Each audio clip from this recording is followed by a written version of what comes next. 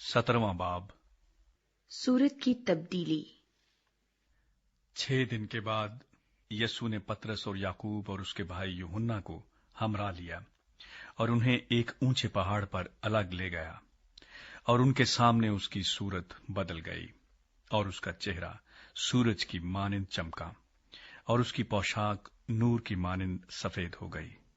और देखो, मूसा और एलिया उसके साथ बातें करते हुए उन्हें दिखाई दिए। पतरस ने यीशु से कहा, ऐ खुदावंद, हमारा यहां रहना अच्छा है। मर्जी हो तो मैं यहां 3 डेरे बनाऊं, एक तेरे लिए, एक मूसा के लिए और एक एलिया के लिए। वो ये कह ही रहा था कि देखो, एक नूरानी बादल ने उन पर साया कर लिया, और उस बादल में से आवाज आई कि ये मेरा प्यारा बेटा है, जिससे मैं खुश हूं, इसकी सुनो। शागिर्द ये सुनकर मुंह के बल गिरे और बहुत डर गए। यीशु ने पास आकर उन्हें छुआ और कहा, उठो, डरो मत। जब उन्होंने अपनी आंखें उठाईं तो यीशु के सिवा और किसी को न देखा। जब वो पहाड़ से उतर रहे थे तो यीशु ने उन्हें यह हुक्म दिया कि जब तक इब्ने आदम मुर्दों में से न जी उठे, जो कुछ तुमने देखा है किसी से उसका जिक्र न करना। शागिर्दों ने उससे पूछा कि फिर फकीह क्यों कहते हैं कि एलिया का पहले आना जरूर है। उसने जवाब में कहा, एलिया अलबत्ता आएगा और सब कुछ बहाल करेगा, लेकिन मैं तुमसे कहता हूं कि एलिया तो आ चुका और उन्होंने उसे नहीं पहचाना, बल्कि जो चाहा उसके साथ किया। इसी तरह इब्ने आदम भी उनके हाथ से दुख उठाएगा। तब शागिर्द समझ गए कि उसने उनसे यूहन्ना बपतिस्मा देने वाले की बाबत कहा है। लड़के को मिर्गी से शिफा।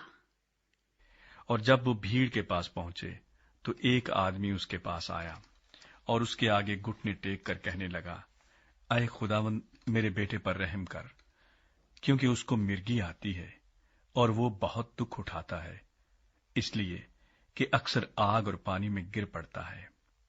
और मैं उसको तेरे शागिर्दों के पास लाया था, मगर वो उसे अच्छा न कर सके।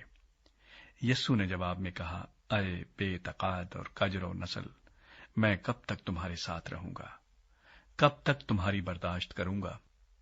उसे यहां मेरे पास लाओ। यीशु ने उसे झिड़का और बदबू उससे निकल गई और वो लड़का उसी घड़ी अच्छा हो गया। तब शागिर्दों ने यीशु के पास आकर खलवत में कहा, हम इसको क्यों ना निकाल सके? उसने उनसे कहा, अपने ईमान की कमी के सबब से, क्योंकि मैं तुमसे सच कहता हूं कि अगर तुम में राई के दाने के बराबर भी ईमान होगा तो इस पहाड़ से कह सकोगे कि यहां से सिरक कर वहां चला जा, और वो चला जाएगा, और कोई बात तुम्हारे लिए नामुमकिन न होगी। लेकिन ये किस्म दुआ के सिवा और किसी तरह नहीं निकल सकती। यीशु मसीह के मसाइब और मौत का दोबारा बयान। और जब वो गलील में ठहरे हुए थे, यीशु ने उनसे कहा, इब्ने आदम आदमियों के हवाले किया जाएगा और वो उसे कत्ल करेंगे, और वो तीसरे दिन जिंदा किया जाएगा। इस पर वो बहुत ही गमगीन हुए। हैकल का जजिया। और जब कफरनहूम में आए तो नीम मिस्काल लेने वालों ने पतरस के पास आकर कहा, क्या तुम्हारा उस्ताद नीम मिस्काल नहीं देता? उसने कहा, हां, देता है। और जब वो घर में आया तो यीशु ने उसके बोलने से पहले ही कहा, ऐ शमाउन, तू क्या समझता है? दुनिया के बादशाह किन से महसूल या जजिया लेते हैं, अपने बेटों से या गैरों से? जब उसने कहा गैरों से, तो यीशु ने उससे कहा, बस बेटे बरी हुए। लेकिन मुबादा हम उनके लिए ठोकर का बायस हों, तू झील पर जाकर बंसी डाल, और जो मछली पहले निकले उसे ले, और जब तू उसका मुंह खोलेगा तो 1 मिस्काल पाएगा। वो लेकर मेरे और अपने लिए उन्हें। Please subscribe.